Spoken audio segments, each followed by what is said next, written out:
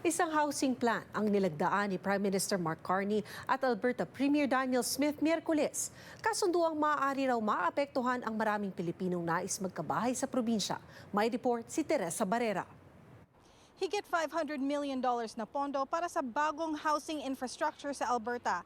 Itong pangako ng federal government, Miyerkules. Growth has strained public services and infrastructure all over the province, and it's highlighted an acute need to build more and to build faster to catch up. Sa isang pahayag sa Red Deer, Alberta, kasama si Alberta Premier Daniel Smith, sinabi ni Prime Minister Mark Carney na $100 million sa nasabing pondo ibibigay sa rural communities. Ang pagtatayo ng bagong housing infrastructure sa Alberta, makakatulong rin daw sa pagbuo ng daan-daang trabaho. To help communities across Alberta build and, when necessary, upgrade essential drinking water, wastewater, stormwater, solid waste infrastructure, all of which is needed to build more homes in this province faster.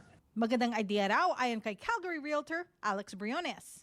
Actually, a brilliant idea to have more support in housing, and I always say that more property is always better.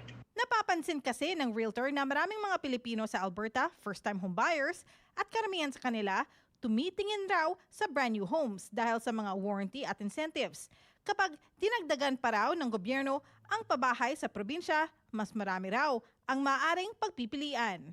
A lot of first-time home buyers are really focusing more of this brand new homes because we've noticed that there are, probably you heard about the incentive program from the federal government with the first-time home buyers, 5% GST rebates here in Calgary, Alberta.